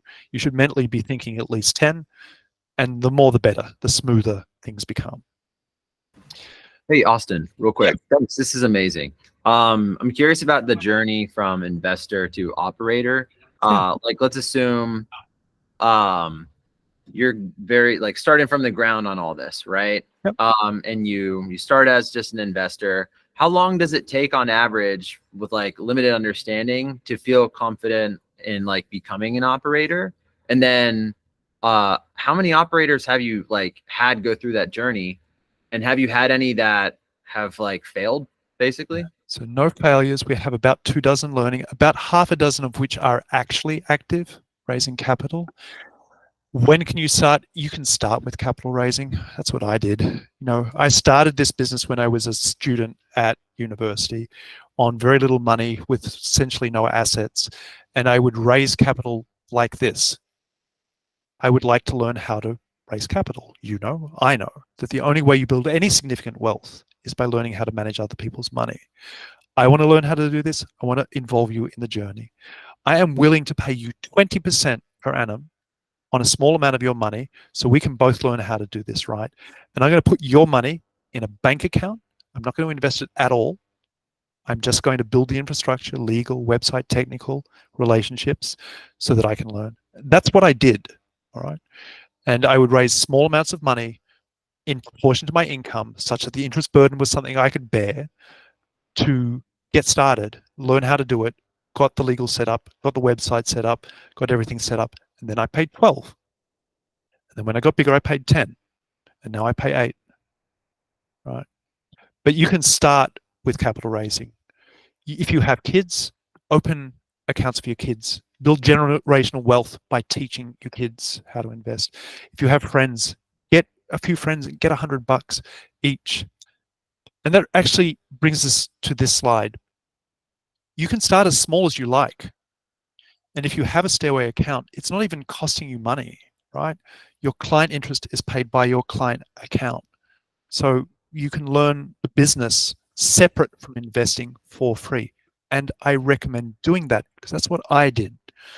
First, get good being a good steward of capital. Then, as you see deal after deal, when you're ready, deploy a fraction of it in an asset. So yeah, you don't have to wait to get started. You don't have to have investment experience to begin raising capital. And I say that because I didn't. That's not how I approached it. I knew there were things to learn purely in the business of capital raising, quite separate from the business of deploying capital. So why do that, right? If you think about it, many people are extremely careless with their own money. They're lazy. They have a chunk of money, they find a deal, it sounds good, they say, well, let's just see how it goes. And away the money goes out the door, into a stock, into a property, into a deal, and maybe it comes back, maybe it doesn't. But if you go out and get a handful of clients that are your friends, people you respect and want to respect you, and if you even just got $10, $100, $1,000, doesn't matter, $1, they're now watching you. And that's a really, really good thing. Because now, when you go and buy that asset first, you're going to write 5 or 7 paragraphs justifying why this is a good deal, why you're not going to lose all your money, why it's going to make a return in excess of the 8% you pay. You're going to share it with them. You'll get feedback. So raising capital, even at the tiny joke level, brings an enormous amount of professionalism to your investing and can keep you safe. So, is there a question there? Someone has a mic open. Yeah. So when you're trying to invest in all your properties, you will be taking the vote of confidence from all your investors, like the 100 clients which you have with you, or like is there a voting process? Like because some may say yes, some may say no, right? Like let's be. No, it's not a voting right. My clients trust me to invest responsibly. So going back to the audit, right? If I have 490K of cash on hand and a $2 million line of credit, that means I can deploy any fraction of that I consider responsible into any asset I consider responsible. I will tell people what I've done, right? So in this post, I told people what I had done, but I don't ask permission to do so. My clients trust me to know what I'm doing. Oh, gotcha. Right. Quick question, Austin. Thanks for the presentation at CareSpeaking. could you just advise, is it possible to invest as an investment club rather than a single individual, but a group of individuals, who have common It is, of investment course, goals? possible. So, for example, if you have a look at these big deals, right? I invested as an individual in a much bigger deal. But if we have lots of people all doing this that have capital ready to deploy, and you go to a person like this and say, hey, next time you've got a deal, talk to us first. We'll buy it all out, provided you agree to these terms and conditions. We'll make your life easier, our life more profitable. Hopefully everyone has a win-win situation that way. And yeah, people do that. Big investors do that. Institutions do that. There's no reason you couldn't assemble a bunch of capital from a bunch of different people and then get a sweeter set of terms and conditions on a deal. Okay, sounds good. Thank you. A quick question. So Yeah. right now you offer basically 8% savings account, That's correct. as well as infrastructure for others to provide a 8% savings account. Precisely. Now, why not also offer an actual investment opportunity, obviously with standard fees, whatever is the market rate for Why would fees? I do that? Why would you not do that? Because I make the difference between my investing and 8%, and that's more profitable.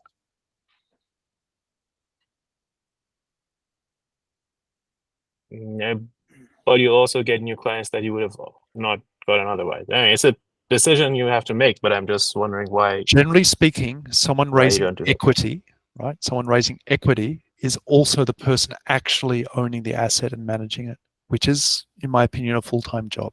And that's not the full-time job I want. I spent 10 years at university learning how to do quantum computing.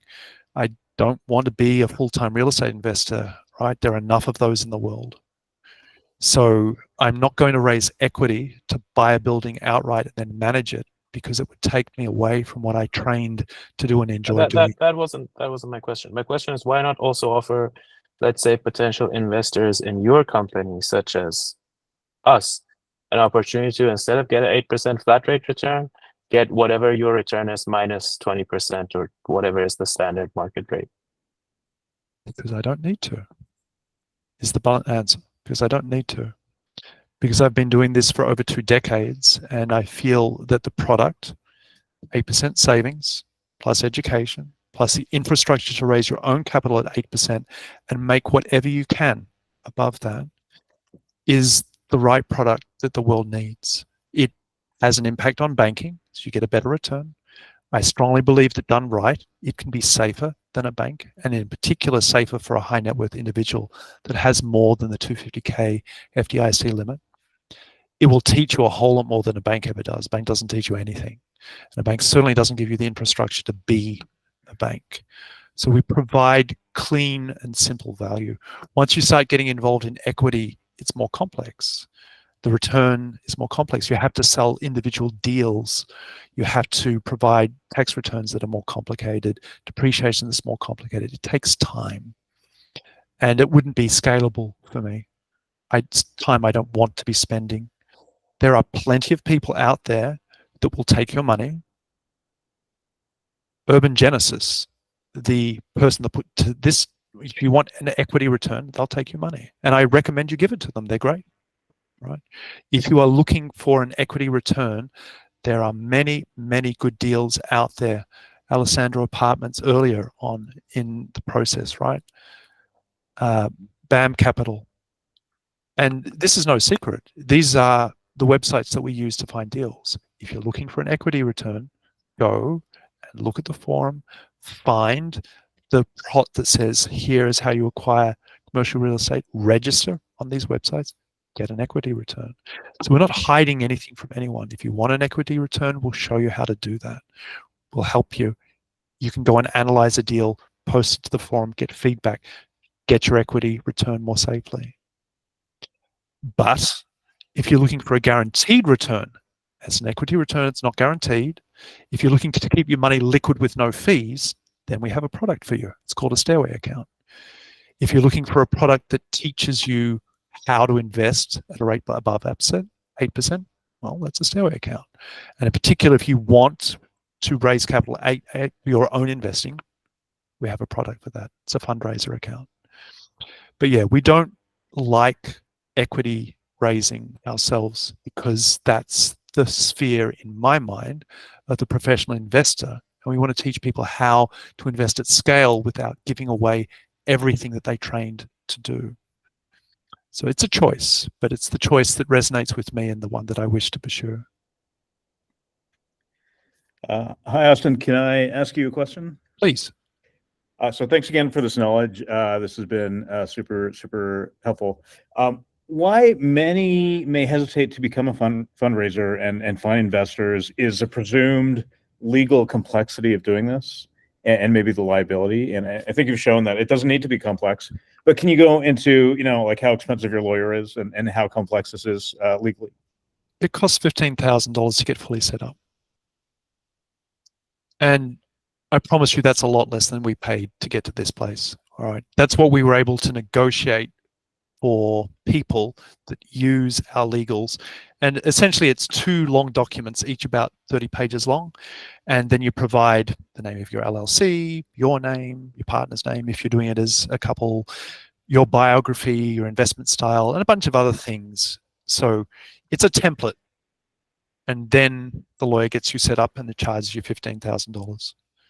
But as mentioned, that's not the only way to begin. And it's not typically what people do in the beginning.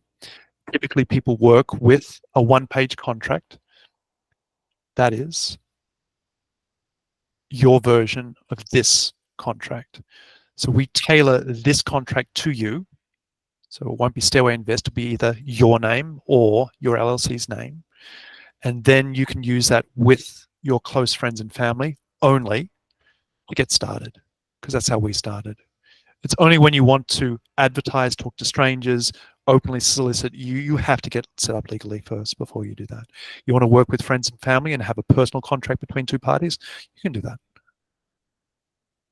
And that doesn't cost anything. Thank you. Any other questions? Yeah, I have a very simple question. So it sounds all interesting, style of raising fund and making investments. So how do you actually recruit the initial set of investors? Mostly just a word of mouth or talking to your friends and family? Right now. You are hearing me doing that now. Ah, I see, like this. Okay. So yeah, I mean, everything I do, how I raise capital, how I build trust, how I share deals, you see it all in progress. You're seeing that right now. Mm-hmm. So, all right. One more question. Thank you. Yeah. 8% right now is actually a pretty good return, but a couple of years ago, it was an amazing return. Sure. Why keep it at a fixed 8%? It's a good question.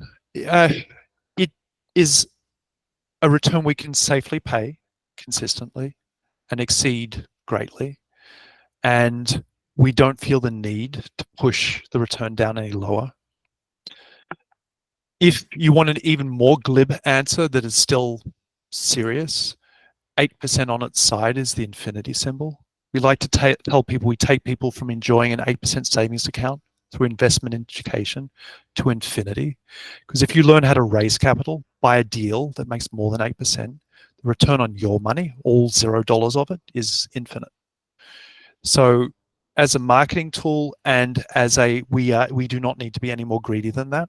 It's a good number. But it is an arbitrarily chosen number that satisfies the market and is good for marketing. And we have been able to comfortably exceed over the long haul. And keep in mind, it wasn't always 8. I started at 20, right? Then we went to 12, then 10. And then as we got bigger and more experienced and had a better track record and more diverse assets, if you go to the website now, right, and look at selected properties, you will see a Brazilian solar farm. You will see all of these commercial real estate properties that we're invested in. You'll see a bunch of single family homes, including a group of 5 houses we bought with a single loan. We have the track record now not to have to pay more than that. In principle, we could go lower. We don't want to. It's a good number. You want even a more superstitious answer, 8's a great number. It's Chinese and lucky. And I was born in the year of dragon, so I kind of like star signs and Chinese years. It is an arbitrarily chosen number that we like strongly and is working. And so we leave it at 8. Austin, I have a question about, is there a possible future scenario in which you have a very large conglomerate which gobbles up all these deals and provide no such opportunities for you in the future?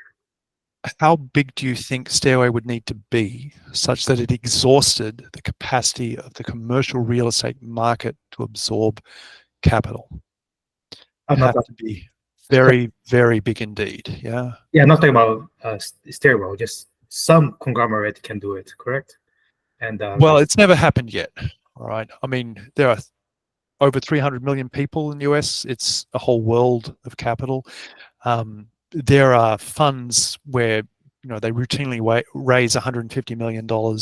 There are individual deals, skyscrapers, shopping centers, ports, airports that chew up billions. So there is a lot of commercial real estate out there. You would have to grow to the size of a sovereign wealth fund before you had trouble deploying capital in commercial real estate. Austin, one question, like about this 8% you spoke about, right? Like, so is it like going to be staying like that, or like yes, based on the future market conditions again, you will be revising it? No, we keep it at 8. So we have no interest in changing it because it allows us to plan for the long term. We want a stable, fair, long-term fixed interest rate so that we can invest with more safety and keep client capital safe. One of the great reasons of buying single-family homes is you get a fixed interest rate, fixed until it's paid off, even if that's 30 years in the future. That's a huge part of the safety of investing. If our interest rate were variable in any way, that would introduce a very significant risk, and that's risk that doesn't need to be in there and risk that I won't have in the business. So the interest rate is fixed. Since you said like earlier you used 12 and then 10 and then 8, right? Right. So is it anything that strategy that you use to make it like reducing down from 12 to 8? Experience. So we grew bigger and we had more experience, more assets along the story, and our clients were willing to trust us to pay less. Yeah, that's what I was thinking. Like, if this company grows much more bigger, then is it going to be less than 8, or again? There is no plan to lower it any further. Okay, because we want to have a significant margin between what a bank pays and what we pay. And as I said, it's not necessary to squeeze more out of the investment ecosystem than that spread that we already enjoy. So there comes a point where I think it would be unethical to lower the rate below 8. Thank you.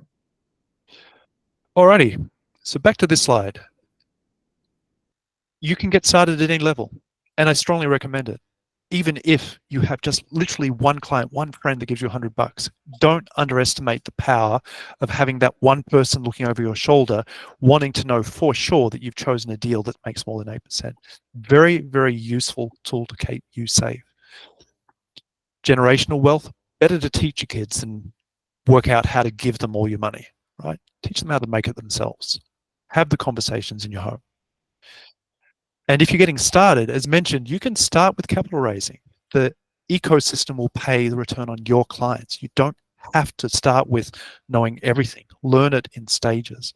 Learn the business of capital raising, if you wish, before you learn the business of investing, because you can. And just by doing that, you build your circle of trust. You get comfortable talking about money, returns, investments. You'll learn something. I promise you, you go and talk to someone and say, hey, can I borrow some money from you? I will keep you safe. Here's the contract. You'll open up an area of conversation that you perhaps never had with that person, what they do in their investing. So, get those conversations going at any level. It's worth it. So what's the vision? What is it that I'm trying to build here? As I mentioned, it's fundamentally an investment education company. The goal is that when people go to the website, when they look at the selected properties, they don't just see my family's assets. They see assets from all kinds of managers. You have an ecosystem of managers. They're into all kinds of different assets that all get posted here. And when someone comes wanting to learn about investing, they go, oh, I would really like to learn about this. And they go and open an account with the manager of that asset. And they learn one-on-one with that manager. So that's how you too would raise capital online, on autopilot, as you scale, as you have more and more interesting deals and knowledge to share with everyone. Because as I said, I don't like the way investing is currently taught. It's not very effective. It's typically gated with money, and it's delivered in a way that is not really designed to actually get you working and being successful. So I have a question regarding the learning package that you mentioned if one becomes your client. So you mentioned like 8% return plus you get to learn a lot. So when you say the learning thing, like does that mean getting access to the Google Groups scalable property investment? So the groups are open to all, but what you'll find in the groups are many, many links to detailed documents on the assets. Those are only accessible by clients. So you'll find that you finally can actually dig into all the details of all the deals. Plus, if you want to spend time one-on-one with me, ask questions unlimited by email, if you're a client, I'll be willing to do that. You know, I can't do that for the 800 plus people that are on the group themselves.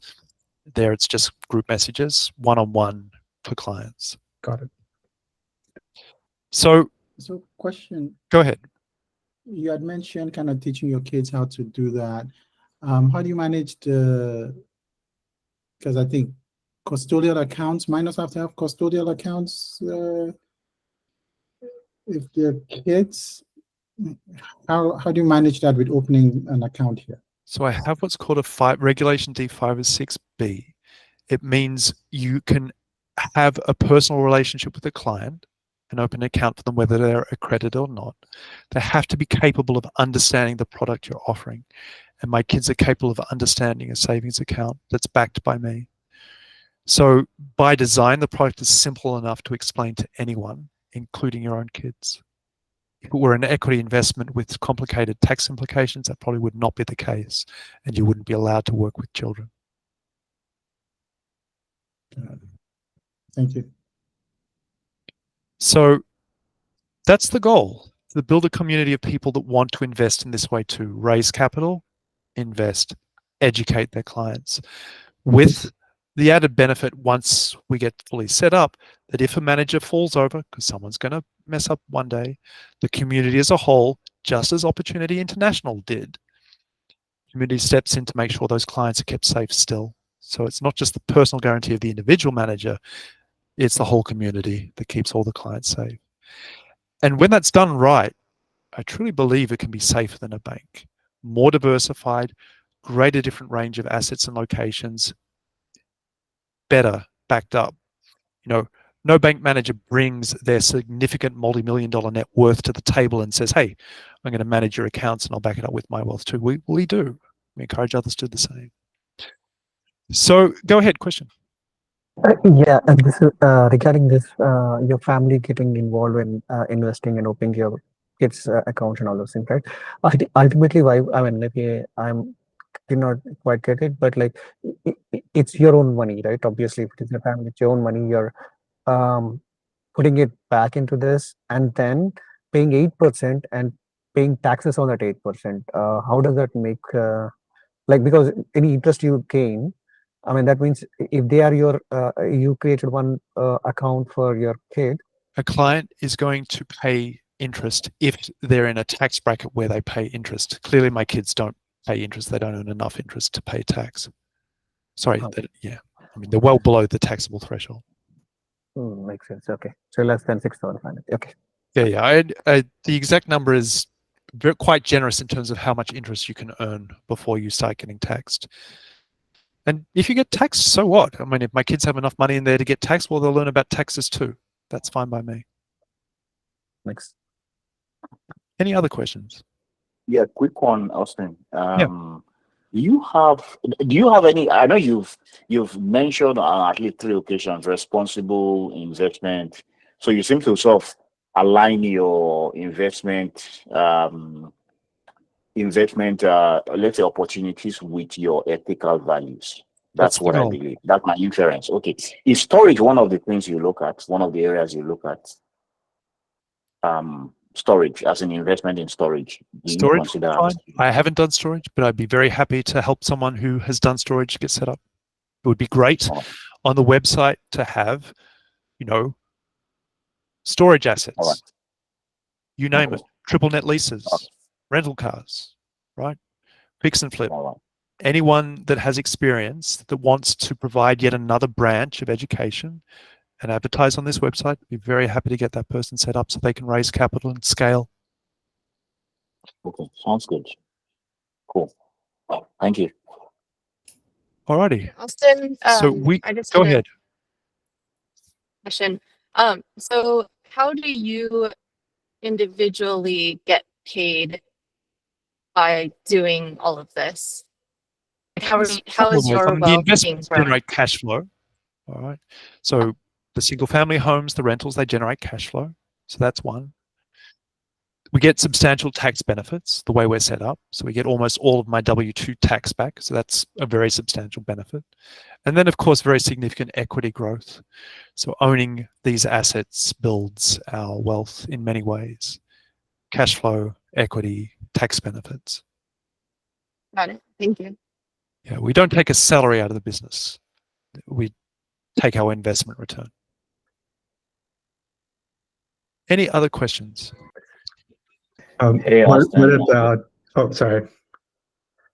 Sorry, go ahead. Go ahead, Alba. I was going to follow up to that question. Do you get any benefit from your getting another, what did you call it, financer? Fundraiser? Fundraiser. We hold their fractional reserve. So the fundraiser becomes part of our capital raising machine. Ah, okay. Then you didn't use that to generate your 20% returns. And we, after all, are paying 8% on that money, right? We're holding their reserve, we're paying them 8%. We obviously then need to take that and generate a return on it. And we get that return. So yeah, we don't charge any fees, but we provide a service. We keep your fractional reserve liquid. So if you are a little scared to deploy capital and want to keep a 90% fractional reserve, you're welcome to do so. We will pay the return on 90% of your client's money. And you can keep a deep, deep bucket and stay very, very liquid. Oh, that's a great way to start out. Otherwise, I have to deploy the capital immediately. That's right. So no, you can spend years learning just the business of raising capital, not worrying about where the interest for your clients is coming from, because it's coming from your own Stairway account. Minimum is 20%. The fraction. So the minimum reserve is 20% of raised capital or the sum of your two largest clients. If you go below that, we'll tell you, hey, you need to increase your fractional reserve. You're too close. Yeah. So, and as I mentioned, we as a business keep a much higher fractional reserve than that. Hey, Austin, so we could keep 100% in the fractional reserve and, in the process of learning and raising funds and still not have to worry about investing it, right? That's correct. And it would, the people who we have brought on will just keep getting 8% return, right? That's correct. Okay, and I had one more question, which was around leveraging. So when anyone buys a single family home, you're basically putting down 20%. So you're acquiring 5x the amount of money that you're putting in, right? That's correct. In commercial real estate, when you put in 300,000, are you also getting that multiplier, or is that actually that much? No, you do, but you don't have to worry about the loan. I mean, going back to the hospital, all right, they are raising equity for the bit that they couldn't raise as debt. So you are leveraged. In this case, too leveraged to be safe. But yes, there is definitely a leverage component to that asset. But not as much as like single family homes where there's a 5x multiplier. This is close enough. And I would say is already too risky, too much leverage. Because the debt here is too high interest rate and is not long-term fixed. So for a single family home, sure, you can get 80% of the value from the bank, but you also get 30-year fixed interest rates and it makes it much safer. I wouldn't recommend doing that in commercial real estate where you don't get long-term fixed debt. Got it. And then when you have the tax benefits, because in a single family home, you'd be depreciating the entire house. Yeah. But in commercial, you are probably just depreciating the amount that you own, right? Typically, yeah, I mean, it's proportional to your ownership stake, correct? But yeah, as a fraction of investment, commercial real estate has a reputation for giving even better tax benefits than a single family home. Thank you. Particularly development. It's strongly encouraged by the tax code, so the benefits are significant. Got it. Thank you. Other questions? Hey, Austin. Yeah. I just wanted to clarify some information, and thank you very much for all this. So I wanted to know whether can you only start learning after you put the 50K down? So you are welcome to open an account with another manager, and they could probably open an account for an arbitrarily small amount of money, right? You just talk to another fundraiser. That fundraiser will have an account with me. Through that fundraiser, you could ask them questions about all of my assets indirectly. And why would I do that? Because I can't talk to everyone, but I can talk to the fundraisers that are with me. And so that's just a time management issue. So you can indirectly access everything, even if you don't have 50K, by opening an account with someone that's not me. Oh, okay, thank you. And then, so if you have now the 50K, then you can actually open the client account, right? That's right. You know, I only have 100 slots, and so as my slots fill up, the amount to open an account with me goes up. At the moment, it's 50K. I have 17 more slots at 50K before it goes to 100K. And also, if I am want to open a fundraiser account, yes, I don't have to invest anything, right? If I can just get one client, is it enough, or like it has to? Because somewhere I heard open a fundraiser account, you have to have an account with me. All right. If you don't have $50,000, start by talking to people. That is free. Gather a group of people that collectively has 50K. All right. And that you can do with no contracts, no nothing. Just talk to people. And when you have a list of people that collectively has more than 50K, then come talk to me and I'll get you set up. So there really is no barrier to entry, except for perhaps a little bit of work if you don't have the cash yourself. But, you know, I will help anyone. As someone that as a student raised 300K and leveraged it to 1.2 million, I won't accept excuses that people here at Google in particular can't talk to a few friends and find 50K. It can be done, all right? And if you do that, then I'll be happy to help you get set up as a fundraiser. But yes, there is that 50K barrier to entry, whether it's your own funds or funds that you raise before you even get started, completely informally by saying, hey, wouldn't we all like to do this together? Let's all learn together. Let's pool our money and do it together. Right? It's not a hard conversation. Excellent. Cool. Hey, yeah, another question. So I'm trying to double click into like just getting started as like a fundraiser. Sure. Not yet at the point of like pulling a trigger on like a deal. In that scenario, is there any benefit to the fundraiser themselves? Like what I was thinking about is like, if your customers are getting that fixed 8%, like, yeah, I understand the question. Yeah. The benefit is that you're ready.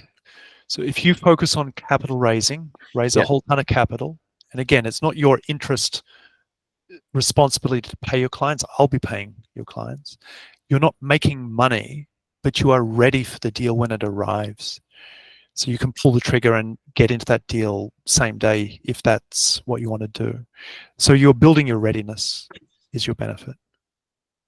You have capital that you can deploy when you're ready. It's way better to have the capital first and then find the deal and be able to get into it than find the deal and have to scramble to raise the capital, which you may or may not succeed in doing. So yeah, your benefit is readiness. What else?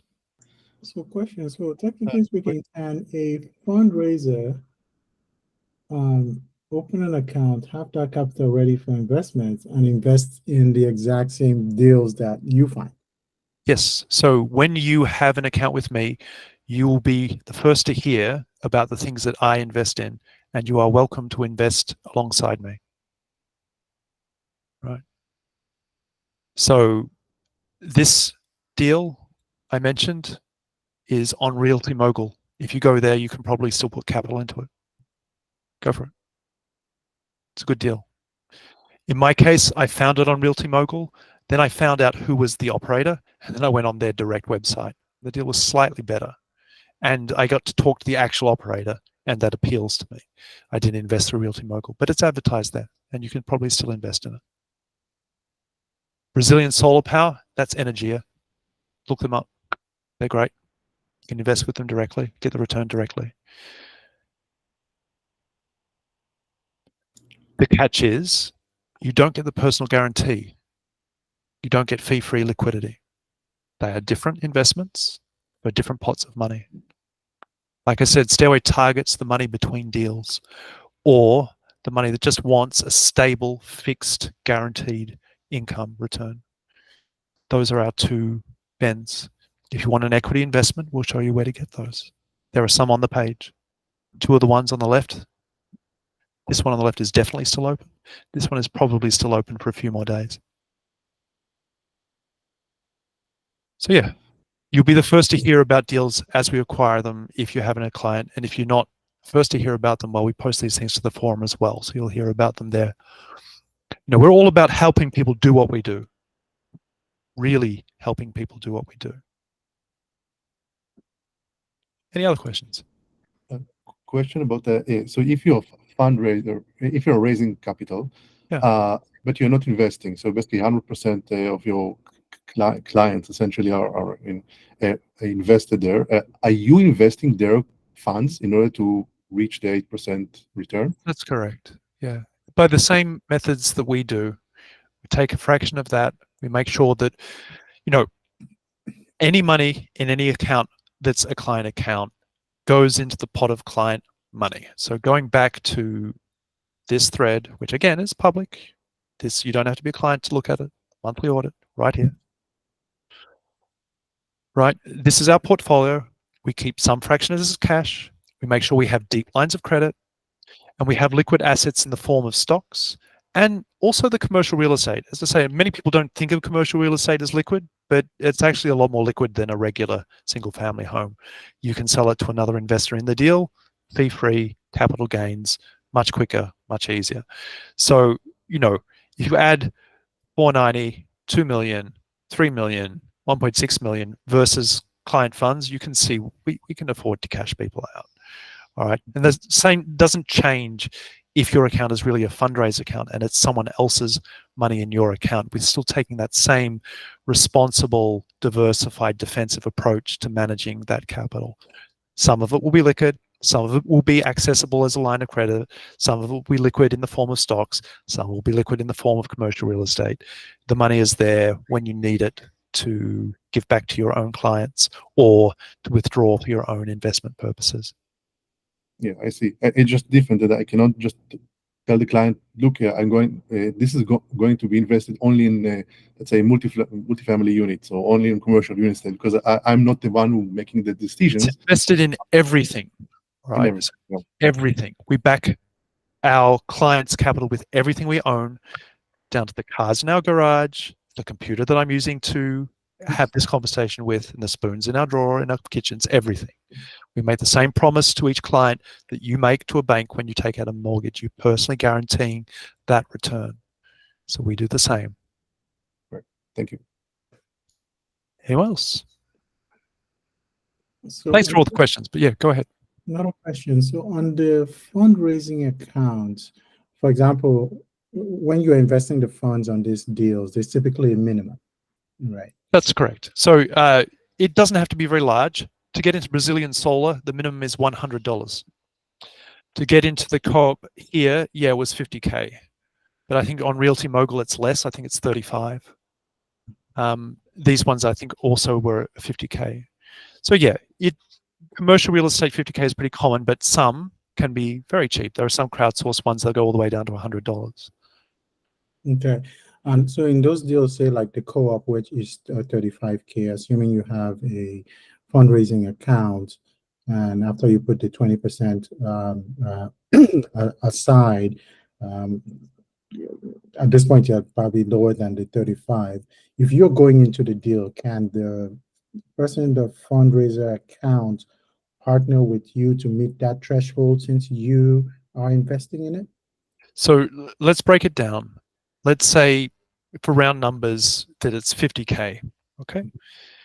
And you're then going to raise 70K, right? So let's imagine you have 7 clients, 10K each. Then it would still meet the definition of responsible fractional reserve if you kept 2 clients, 2 lots of 10K in reserve. That's as low as we would let you go in terms of fractional reserve. Bigger fractional reserve is safer, right? In that situation, if you had 3 clients want their money back in a single day, which is definitely not unbelievable, could happen, your account would be taken to minus 10 grand and you'd be paying penalty interest on it. So we certainly encourage you to have more clients and a bigger fractional reserve to make sure you never end up paying penalty interest by overdrawing your account. Yeah. Okay. So let me ask the question another way. Can 2 fundraising account participants, after they've taken out the fractional reserve, I understand. And 2 people contribute to a single stake in one of these deals? Exactly. Generally no, right? Okay. And that's not anything to do with Stairway, that's to do with the deals themselves. Generally speaking, when you acquire a stake in one of these limited liability companies that owns the asset, they will specifically ask you whether you are assembling capital or doing something like that. Got it. Stairway does what it does because it's a personal investment, right? If I go and buy a piece of art and hang it on the wall, that's part of Stairway's assets, right? Everything we do is a personal investment. So, you would need to have enough capital fundraised to get into one of these deals. That's the kind of scale you should keep in mind. But below about 50K, I mean, you're not going to buy a single family home with less than about 50K either, right? 50K is a particularly ballpark number that you're going to need to do really anything in real estate. Got it. Thank you. Any other questions? Yes. Yeah, sorry. Yes. So Austin, thank you for this awesome presentation and this learning experience. So my question is, if you're going to get into this path of fundraising, right? Yeah. And as a precondition, you said I need to first have this 50K to invest in your fund. Yeah. Let's say that preconditions are all met, and then I get to find some people who can participate in this fundraising. And now the question is, you say that these parties which are going to put their funds, they're going to be paid 8% by you, right? Correct. And I'm just thinking about the legal aspect of taxing, because I am the one who's raising the funds, so the fund is given to me.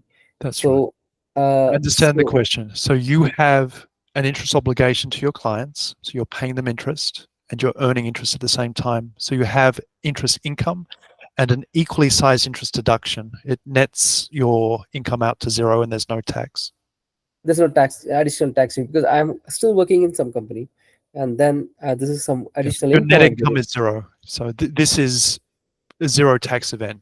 You are earning interest and paying the same amount of interest. You're running a business, you have an interest deduction, and there's no income net, no tax due. No tax due. Okay, thank you. Thank you so much. Yeah, so you mentioned like to start a fundraiser account, you need just a 50K, but I also remember the 15K for setup. So now I'm confused. So there are 2 different levels of doing fundraising. There's a level where you only talk to your friends and family, one-on-one, personal interaction. That's free, right? That's a 1-page contract. You're not allowed to advertise. You're not allowed to talk to strangers. You just work with your closest friends and families you already know and love and trust.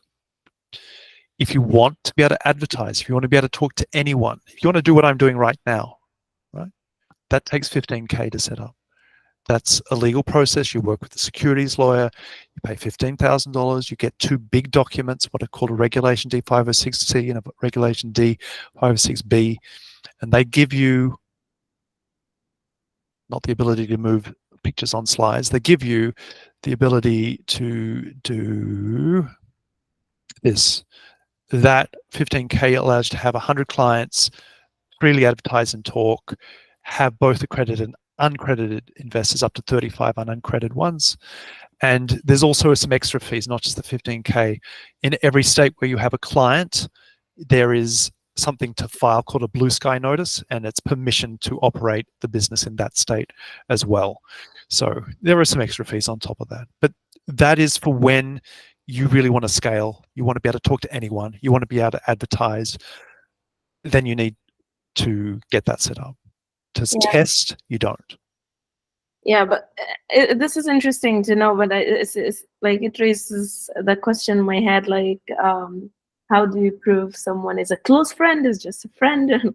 Like, I mean, like, very simple. Opening it to friends. No, it's very simple. Are you working with someone you trust? Not to go to the SEC website and click a button, irresponsible operator. If you don't trust that person, pay the 15K first. The 15K is protection for you, the fundraiser, from your clients. All right. Now, generally speaking, if you keep your client happy and fulfill your obligation, pay them their 8%, they're going to be happy, right? But if you start talking to strangers that don't trust you and think you're doing something illegal, they can go to the SEC, report you. And then, I mean, the SEC will make your life uncomfortable. It's not necessarily that anything particularly bad will happen to you, right? If you're running a small scale operation with a few personal friends, but that is the risk that you mitigate by paying the lawyer and getting set up legally. You can go to the SEC, no, I operate fully openly and legally. Anyone's allowed to create, I mean, when a parent lends money to a child to buy a house, they write up a contract, they can do that on a napkin with handwriting. You're allowed to create contracts between people. When two people start a business and say, hey, I'll put in 40K, you put in 50, I'll put in 20 hours where you put in 30, write down a paper, you're allowed to do that. But running a business of capital raising, there are regulations. There are things you need to do. And if you are judged to be running a business of capital raising, if you feel that there's any risk that you could be so judged, you should get legally set up first, and we'll help you do that. But you want to test it with 3, 4, 5 friends, that you can do. These are people you trust, not under any circumstances report you as doing the wrong thing. And if you don't do it. You get legally set up first.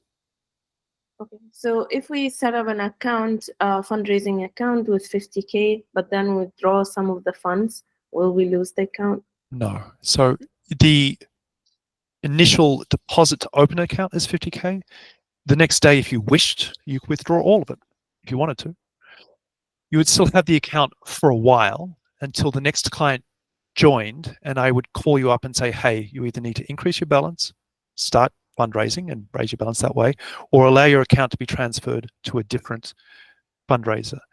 If you had clients and didn't want to do one of those things, or allowed your account to be transferred to another fundraiser, you would have to close down your client accounts as well, give them back their money.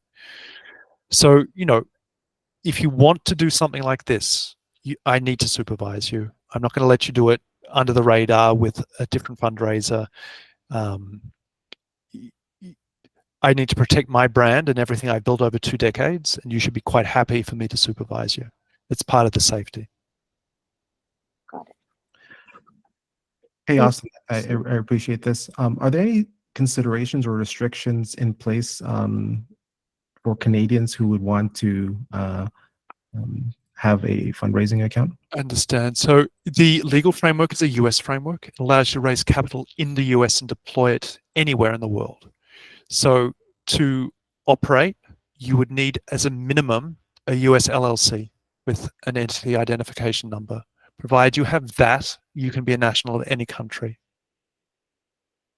So this legal framework will not let you use a Canadian company to raise Canadian dollars for deployment anywhere in the world. It will only let you use a US company to raise US dollars to deploy anywhere in the world. Your citizenship doesn't matter. I'm not a US citizen. Understood. Thank you. Question. So you mentioned like you have a maximum of 100 clients who are not fundraisers, and then you ask some increase these. No, those 100 clients may or may not be fundraisers. So I have a maximum of 100 clients. Okay, I see. Yeah, it's not compulsory to be a fundraiser. It's an option. But I have 100 people that I can work with. Some of them will be fundraisers, some of them won't. Got it. Go ahead. Morbid question. A lot of this on the back end is backed by your personal assets. Correct. What happens if you get hit by a bus? Not that I wish. I have very substantial life insurance and a business friend who currently runs a half a dozen franchises that would be perfectly capable of running this business responsibly or winding it down responsibly. And I have a great big thick set of documents for how that transition would occur. So yeah, my family would have a lot more money if I suddenly vanished. Let's put it that way. Thank you. I have one more question. For example, if you open a client account with you, Austin, the funds needs to be coming from the client. Let's suppose I have opened the account. So can my wife transfer money into that account, or it has to be through me? Or how do we, or any other LLC, if we generate income in any other LLCs, we can transfer that as well? You can open an account in your name. You can open an account in the name of a couple. So you get a couple account. You can open an account in the name of a trust or an LLC. So under normal circumstances, if both you and your wife wish to interact with the account, it would either be a family trust or a couple account. But if you, I mean, think about it as a bank account. You have a bank account, your wife has a bank account. Your wife is allowed to transfer her money to your bank account. There's nothing that stops your wife transferring her money to your Stairway account. It's perfectly legal. So, if I have a business, you could have, and yes. Yeah, if I have a business and if I generate some income, and that business can transfer the money into this account. Yeah, again, just think about a bank account. There's no, if you own a bank account, your wife can put money into your bank account, your business can put money into your bank account. I mean, it's your family's money. This is just another account. So you can transfer money from anywhere into your account. Presumably the person or business transferring that money is either controlled by you or is part of your family and therefore is okay with their money going to your named account. And as I say, if that's not the case, well, open an account in the name of your business or open an account as a couple or open an account for your wife, right? But yes, in any kind of groups or businesses that are okay with transferring money into a bank account, the same is true for a Stairway account. It's just another account that you can transfer money into. Thank you. Go ahead. A question, do you support also like a IRA account or Roth, or it's something that is not taxable? At the moment, no, but we're looking into it. It might be possible to set up, and we will certainly look into it further. So it's one of the things we're actively investigating at the moment. I guess stay tuned. So there's some chance that that may be possible, and we will do so if it's possible. Mm-hmm.